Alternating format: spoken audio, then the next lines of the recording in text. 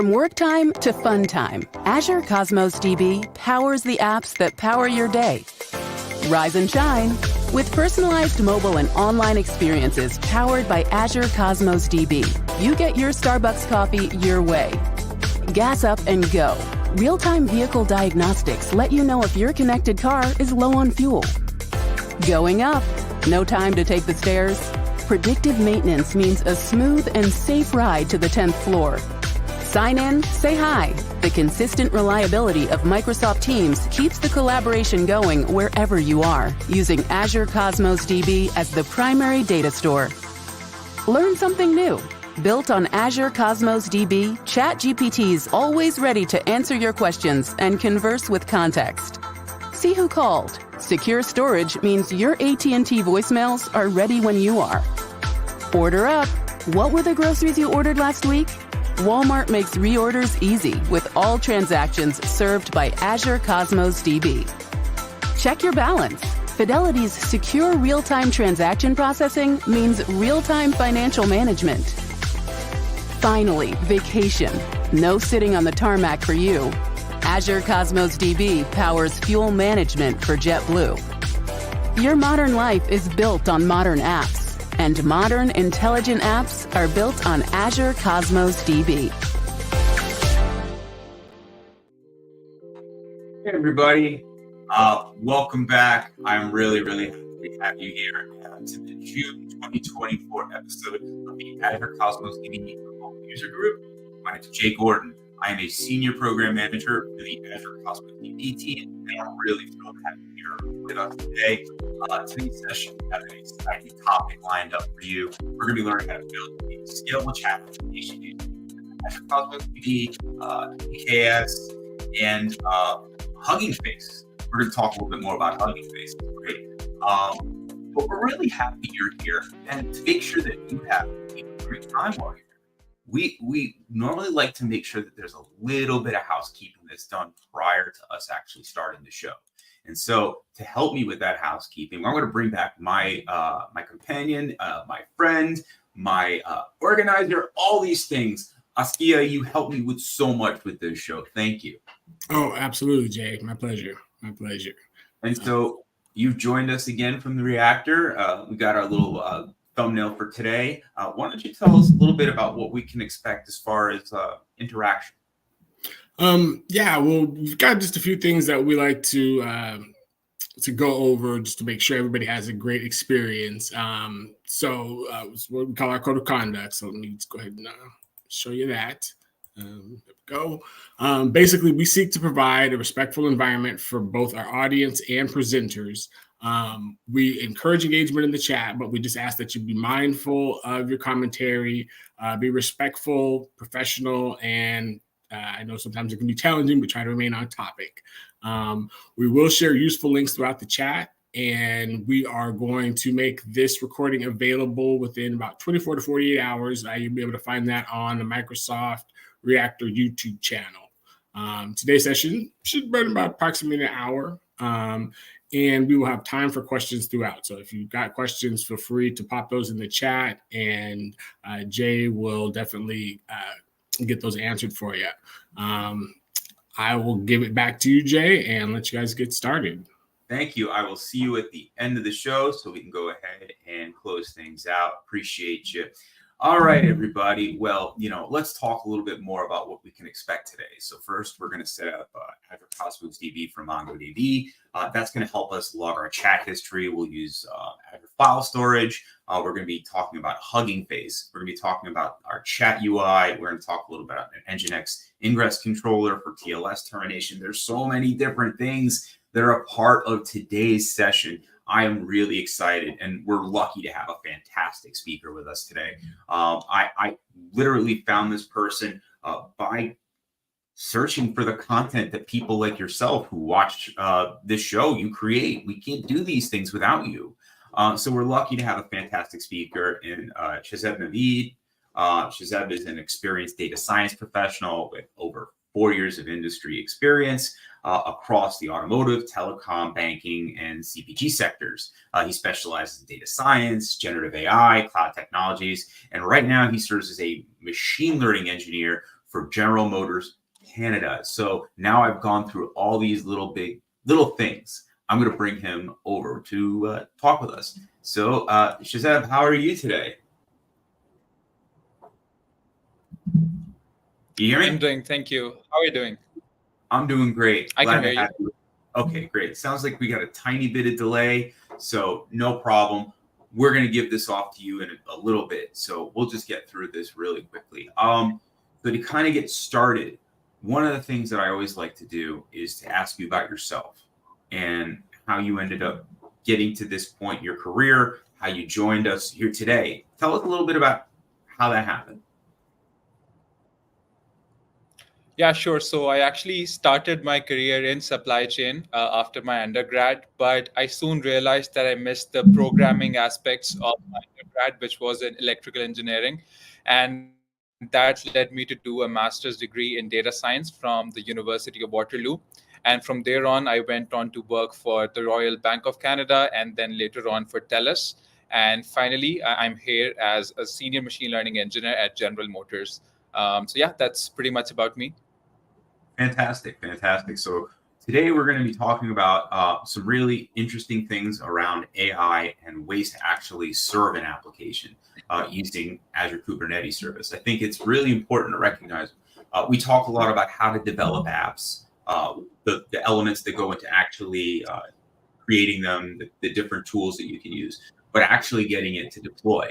That's a whole other conversation. So it's really interesting that you've gone ahead, you've added some AKS into this. I'm really happy to hear about that. So I wanted to kind of make sure that there's some establishment for one part that not everyone may be very familiar with. So I'm going to just show everybody a little bit of something. We're going to be talking about Hugging Face, and we do have a Hugging Face service for Azure.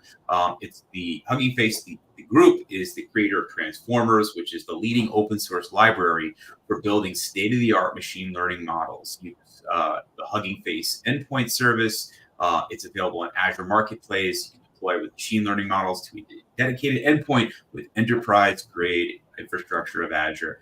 So you can also take a look at the Hugging Face open source project itself. I believe it's just huggingface.com. I'll make sure I get the correct URL.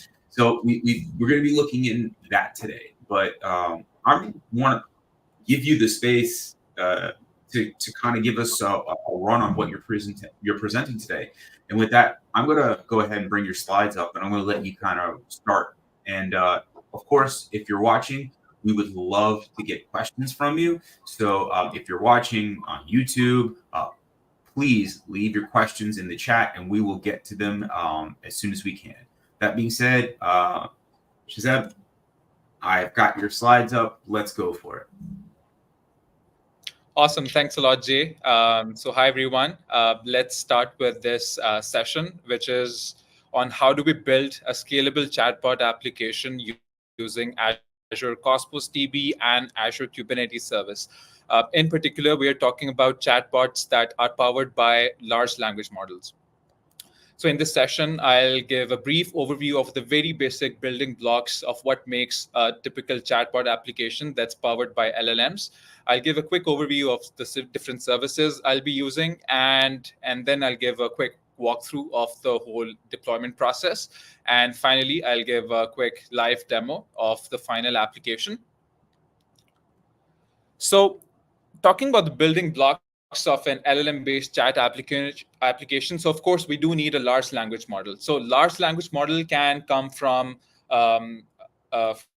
can be an open source model. It can be from a commercial company like OpenAI, or it can be a custom trained model that you yourself trained on your compute using your own data.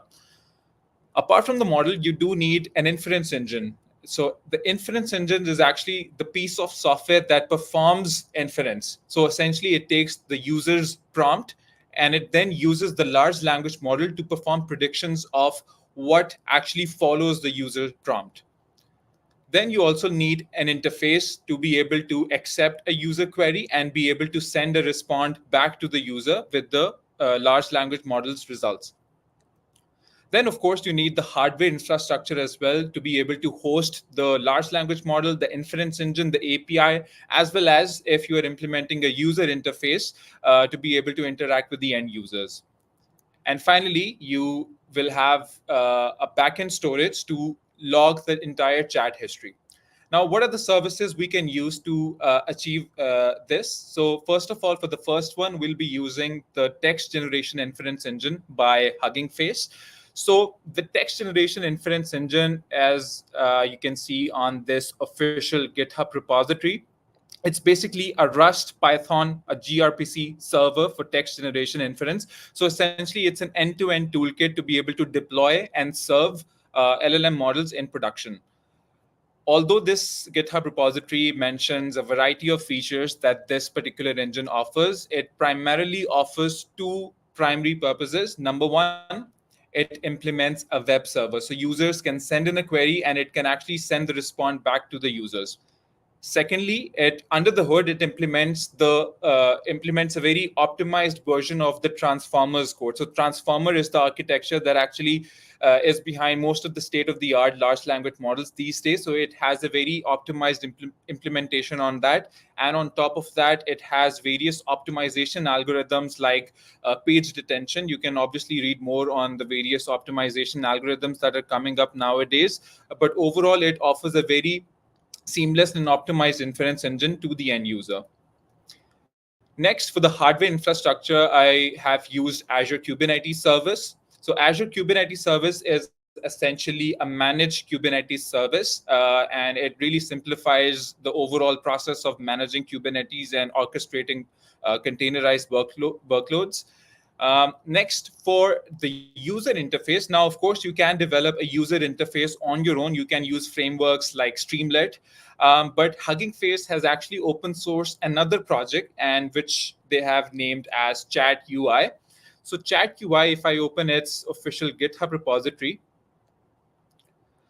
so it's actually a JavaScript-based application, and at its core, it implements the chat user interface, the front-end application, essentially.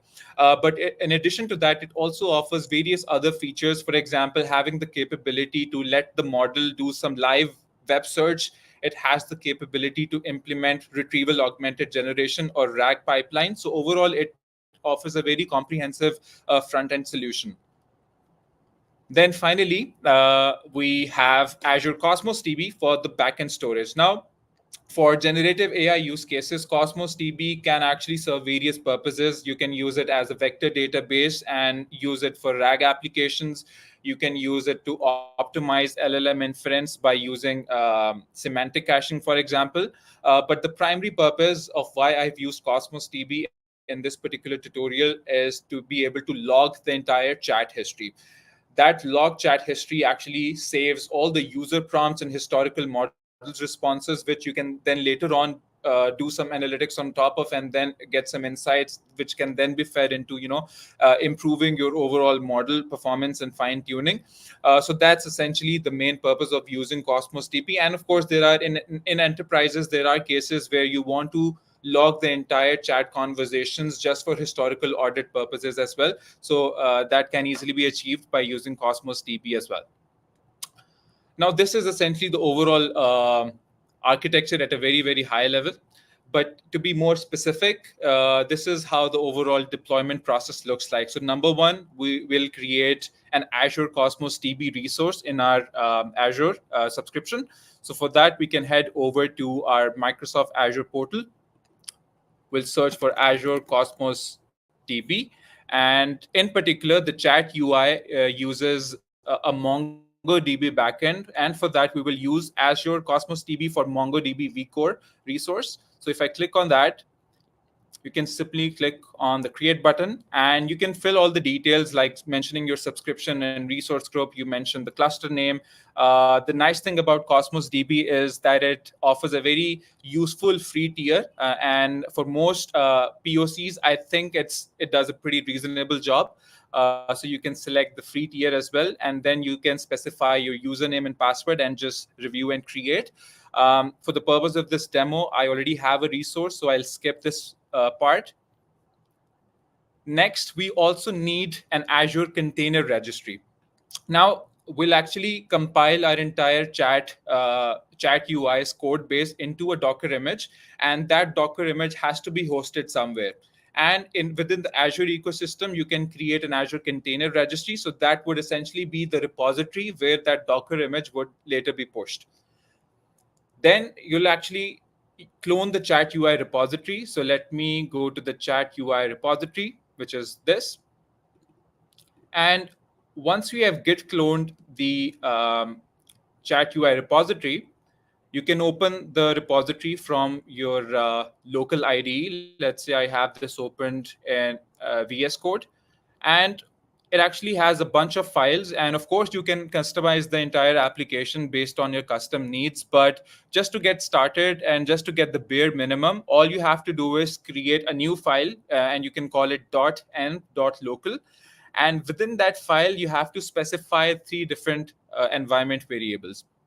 Number one, it expects you to specify the connection string of the MongoDB deployment. In our case, we're actually using the MongoDB solution as part of the Cosmos DB solution on Azure. So for that, you simply head over to your Cosmos DB resource.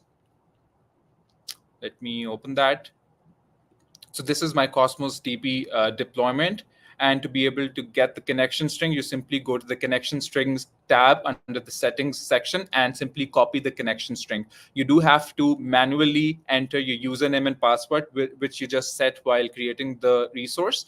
But once you have that, you should have a working connection string that establishes the connection between your Azure Kubernetes cluster running this chat application and your backend storage.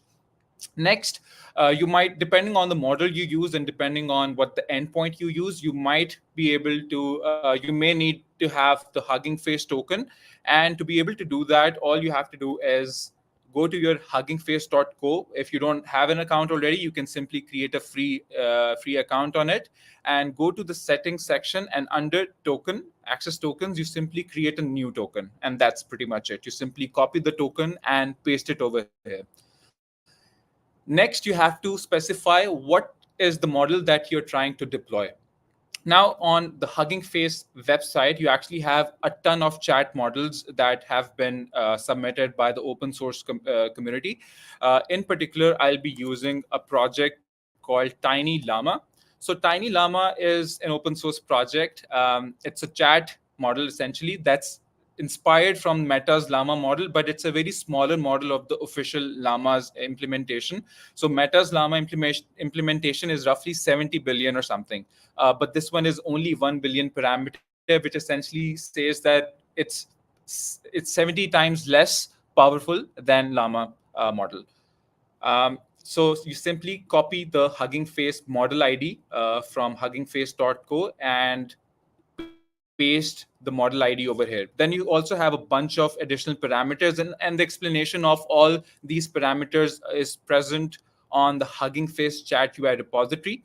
I won't go all over them for the best interest of time, but in particular, I can talk about the pre-prompt parameter. So the pre-prompt, it's also commonly known as the system message. So you actually specify a message that can guide the model's response. So for example, you can tell, okay, hey, model, always respond very concisely, right?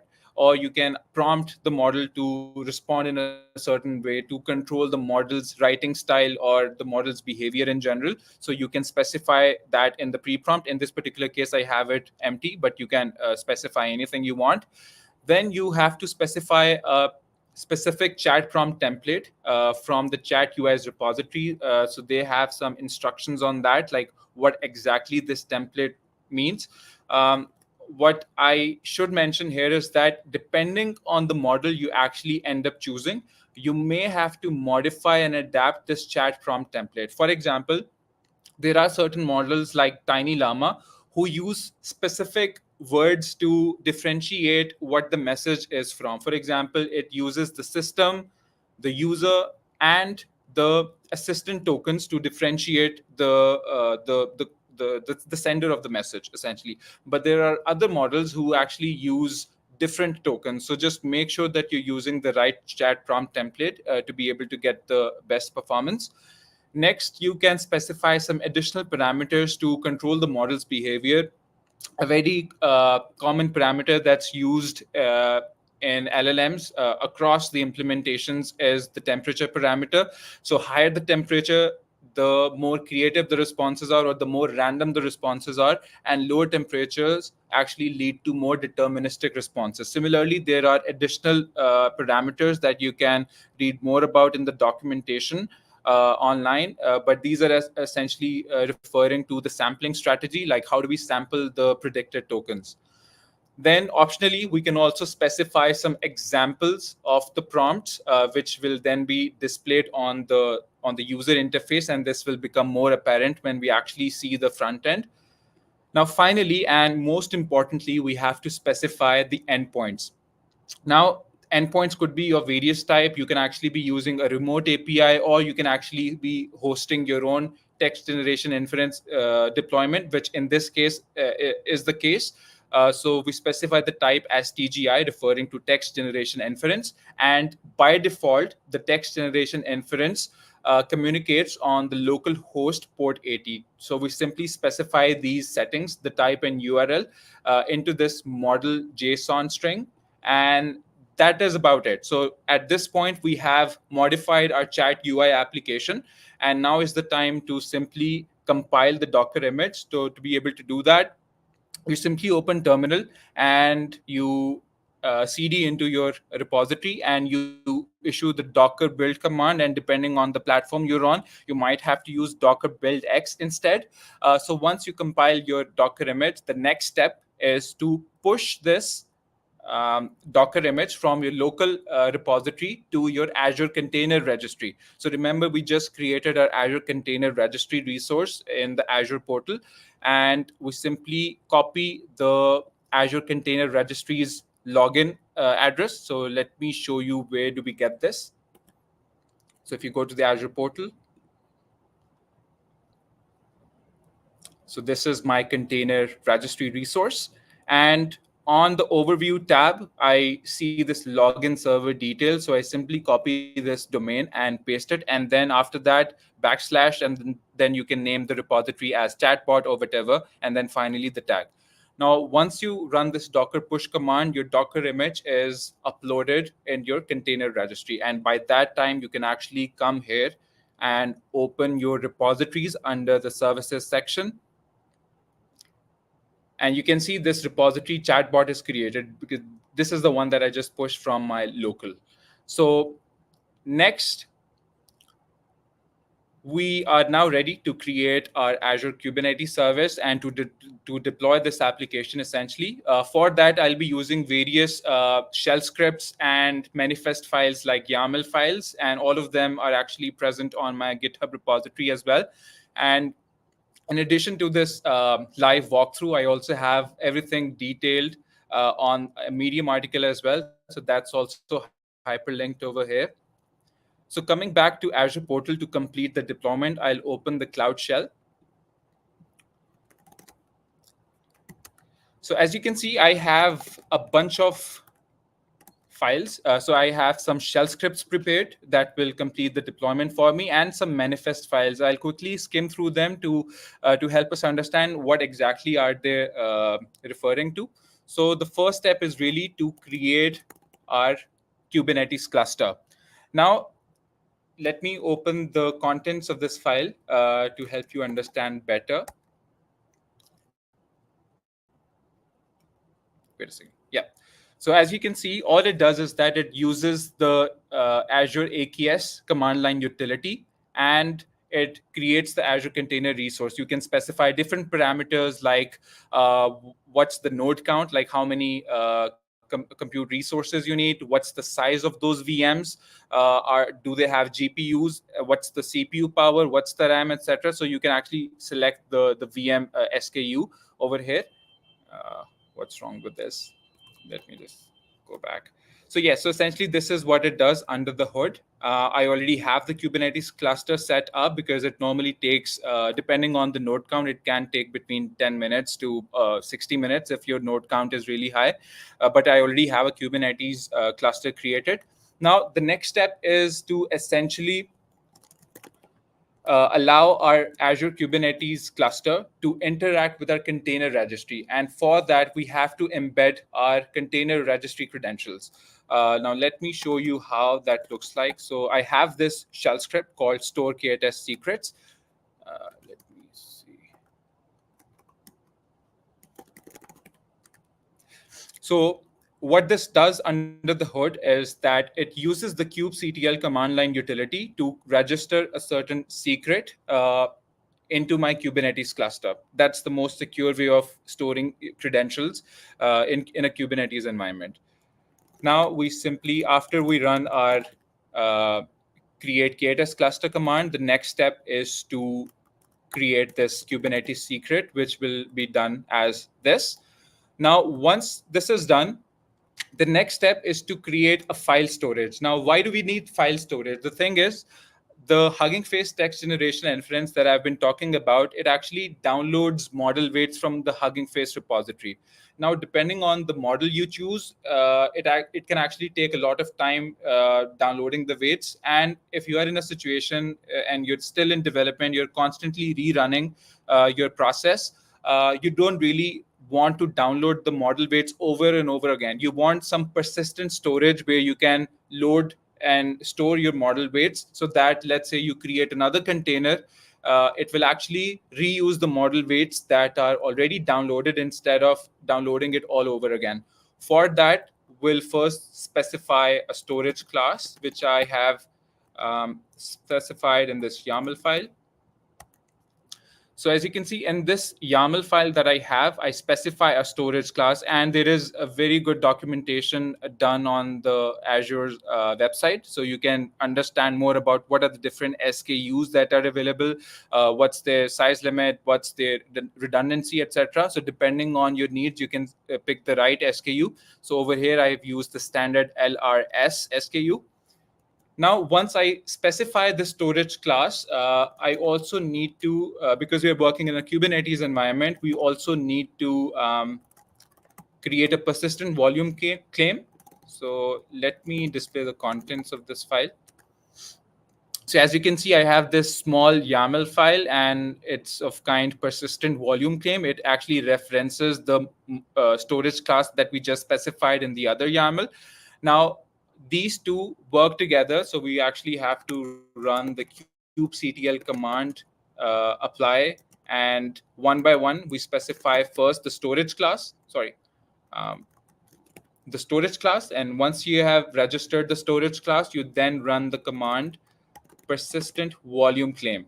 Now, by this time, you'll now be set to actually deploy your container. So let me open the manifest file that actually contains our text generation inference deployment and our chat UI. So let me open this file, app.yaml. So this is the YAML file that actually specifies the containers. So we have a single pod with two containers. One container is for the Hugging Face text generation inference. So as you can see in one of the containers, in the image parameter, I specify the text generation inference. And this is directly copied from the text generation inference GitHub repository. So it must be somewhere over here. So yes, this one. So once we've copied this, we simply specify what's the model ID, and then we can specify that how much compute do we want to dedicate to this particular container. Unfortunately, because I'm working in an Azure trial account, so I do not have enough compute. I have very limited compute, and I don't have any GPUs, because of which I will do a CPU-only deployment in this particular scenario. And we'll later see how that, I don't know why it gets messed up. Yeah, so I was saying that you first specify the compute requirements for your TGI container, and next you create another container. We can call it chat UI. And under the image parameter, we then specify the URL of the Docker image we just pushed into our Azure Container Registry. Now, once we do that, we also have to specify some port mapping and some resource allocation, etc. And overall, this is what the overall manifest file looks like. So we have a single pod with two containers. One container runs our backend text generation inference engine, and a front-end container that runs our chat UI interface, essentially. To be able to deploy this, we simply use the kubectl command, apply f, and if we run this command, it will then create the corresponding pods. I already have the pods running, so let me show you kubectl get pods. So as you can see, we have one pod already running, and it's in the running state. But to be able to actually interact with our running containers in Kubernetes, you also have to set up a set of services. In particular, in my case, I will only create one service for my UI service. So essentially, I'll be able to interact with the UI. Otherwise, I won't be able to do that. Now, to be able to do that, I have a file called services.yaml. So in services.yaml, I have the first service as commented out, if we ignore that. So the service I'm creating, I'm calling it UI service. And essentially what it does is that the container that's running my UI service is actually performing port mapping by using, it essentially is a load balancer. So it essentially transfers and communicates from port 80 to port 3000. So by setting up this service, we can actually communicate with our chat UI application.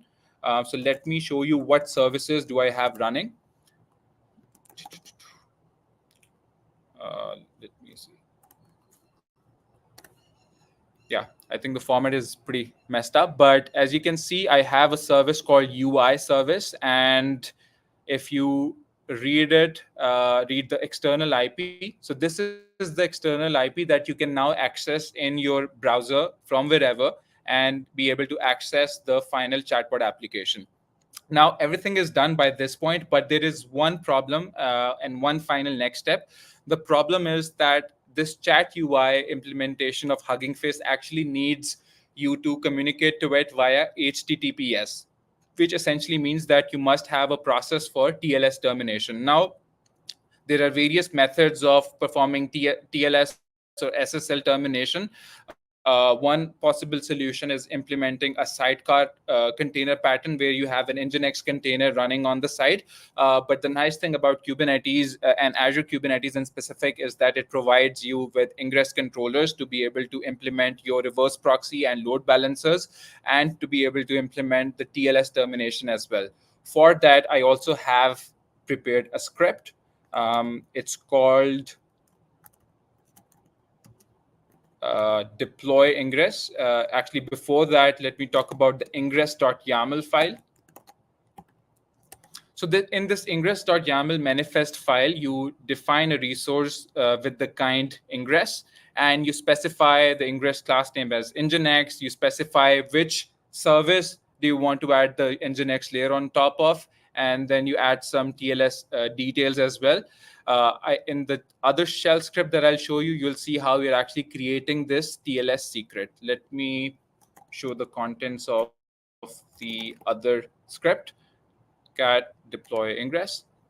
So as you can see, I do have like a bunch of commands, and overall what they're doing is they're actually setting up an Nginx controller on top of my UI service, and it implements a self-signed SSL certificate, and that's about it. Once this is done, if I then see what services do I have running, it made a little typo. So once you actually run that command, you'll see a my ingress Nginx controller service created for you, and you'll also see a certain external IP. And this is the external IP that you can actually use via HTTPS. Now, the deployment process, it's complete. Now we can simply copy this and paste in the browser. So one thing to note is you must specify HTTPS instead of HTTP, otherwise it won't run. Let me copy this. Yep. So as you can see, we're in the chat UI. So this is the interface that actually is implemented by Hugging Face. You can see the interface, the base skeleton of it. It's quite similar to what we're used to when we work with ChatGPT or other commercial solutions. So it's pretty neat and very user-friendly, I would say. And of course, based on your custom needs, you can modify the JavaScript application as per your needs. So let's try to run something. So over here, I already have sent it a query, and I said, hi, are you there? And it said that, okay, I'm sorry, but I'm not programmed to respond to your text messages. You can leave something. Now you can see that the response isn't really impressive. Remember that we're not using a very top of the line model over here. We're actually using Tiny Llama, and it's only 1.1 billion parameter model. So you can expect a very downgraded performance if you compare the performance or try to benchmark it against GPT-3 or GPT-4. But the purpose of this Tiny Llama deployment is that in situations where you're working with very limited compute, for example, in my case, I'm working in a trial account, I don't have GPUs, I have limited CPUs. This Tiny Llama works just fine if you just want to test out your infrastructure and test out all your configurations. And there are also certain situations where you are actually working with limited compute. For example, you want to deploy a model on an edge device, or you want to run a local AI model in your local laptop, and you probably don't have a lot of CPU, or you don't have a GPU at all. So in those cases, Tiny Llama might just do a good job. But of course, primarily, it's just for experimentation and testing purposes. One thing, if I try to run a query, so let's say so these are the set of examples that we also specified in VS Code. These ones, the prompt examples. So let's click on this one. So as you will see now is that the response is going to take a lot of time, right? Why is that? Again, this is being run on a very low CPU powered Kubernetes deployment. Of course, in production deployments, you have got to use GPU-based deployments. Otherwise, you won't be able to max out or squeeze out the max performance out of the LLMs. So yeah, I think that's pretty much like what the end-to-end process is. So overall, we tried to put together different pieces from text generation inference to a chat UI for a front-end application. We learned how do we create Azure Kubernetes service. We also learned how do we create ingress controllers to be able to perform SSL termination. So this is what the overall process looks like. And as you can see, it very slowly starts to perform inference and perform predictions. Of course, it's not the ideal case, but as I said, depending on your scenario, it might be something that you might be okay with if you're just testing. So yeah, I think that pretty much concludes my presentation on this end-to-end process. So not sure if anyone has any questions. Yeah, I think we have some questions. let me go ahead and make some changes here. Let me gonna take your thing out, your presentation, and I've got two questions for you. One of them, let me find it. It was an interesting question before. It had to do with the hardware that you could actually run these models on. Let me see. Joe T, I believe, or I should say G-Tone. G-Tone wanted to know where exactly, or I should say, what kind of CPUs can you run these models on? Sorry, can you repeat the question? He wanted to know what kind of hardware you can run the model on. Yes, so this tiny llama model by itself, it's definitely not designed for CPU deployments. If you're working in a CPU-only environment and you do not have any GPU resources at all, there are certain inference engines like llama.c++. So you can probably read more about that. There are actually different Llama C++ versions of different models as well. They're very compressed versions of the model. So maybe that is something you might be interested in if you're working in only CPU-based environments. So I have this URL right here. You can see on the screen for your UG chatbot. I would imagine that because we had a question that came in a few minutes ago about asking if there's like a document to do a step-by-step tutorial, would this repo pretty much be the right place for them to go? I believe it's the one that's in our YouTube chat. Let me double check. Or our YouTube description, rather. UG chatbot. So this is essentially the repository which I have for all the shell scripts and all the manifest files that I just used in the Azure shell environment. I'm not sure what's the best way to share it with the audience. Oh, I got your blog post. It's right there on the screen, the URL for it. That should be to our Intel HD gamer friend who asked that question. That should give you kind of a step-by-step. And it's also in the description of this particular video on YouTube, so you can take a look there. We've got a couple more here. One of them is by Praveen. Praveen would like to know how to get it working on custom enterprise data, which might include PDFs. So can this actually do like searches on PDFs to be able to bring back information into the LLM, or does all that have to kind of be already like exported into another format? Yeah, good question. So there are actually very nice tutorials by Microsoft on how do we implement. So what you're talking about is essentially a RAG pipeline, and there are good resources on Azure's and Microsoft's website, like how do we use Azure AI resources and Azure, I think they call it cognitive search now. So you actually have to probably make use of those. The demo that I just gave you probably doesn't support RAG by default, although you may be able to adapt the chat UI application, which may need some custom modification. But of course, to be able to extract some insights out of PDFs, of course, you must have a process where you convert your PDFs and dump them into a blob container, let's say, and then implement a RAG pipeline. There are other tutorials. Maybe I can find one for you, but this tutorial does not support that. Yeah, and I've actually just dropped in the chat. We had a recent guest on the show who did a RAG chat app using Cosmos DB for MongoDB vCore and OpenAI. So I think that could be something they can possibly look at and kind of work from there. So take a look at that. There's some information that you might be able to look to modify for your own project, including that way of actually exporting information from the PDFs. So we're just about, I think, at the end. It seems like we presented everything that you'd like to show us today. And that being said, I'm going to do the thing that I like to do, is I want to kind of close off with a lovely song. Little something in the background.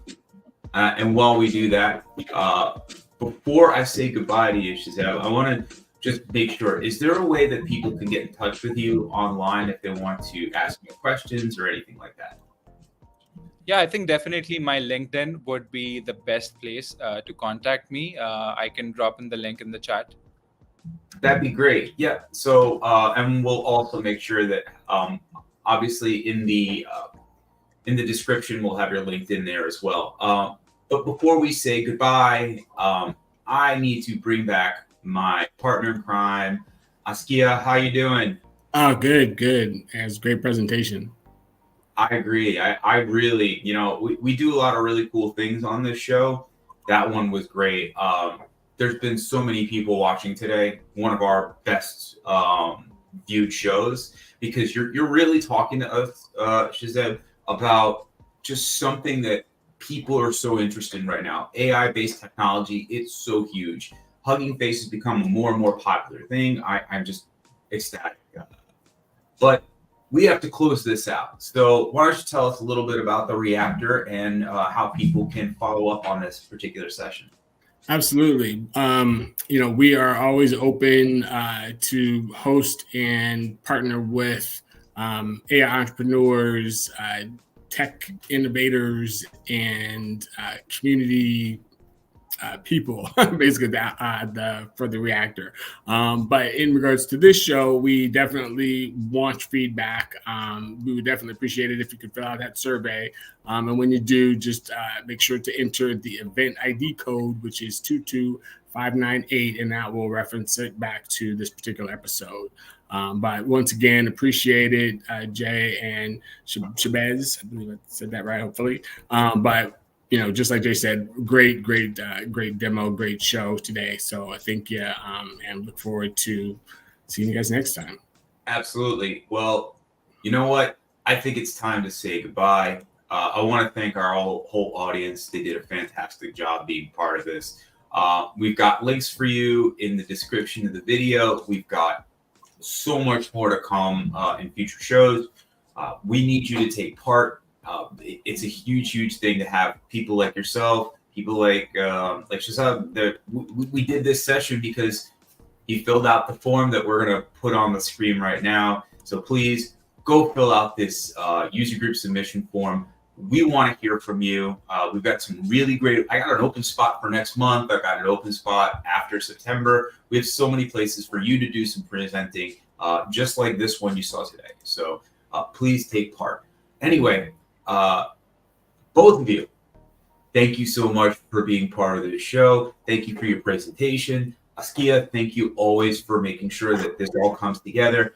We really appreciate it. And we want you to love these episodes. We're going to keep doing these real great community-focused ones. And we're just going to keep listening to you. So share your information, share your ideas, and be part of this community. It is tremendous.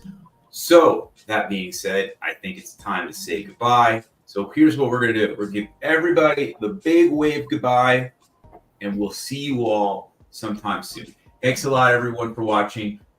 We appreciate it. We'll see you soon. Bye now. Bye-bye.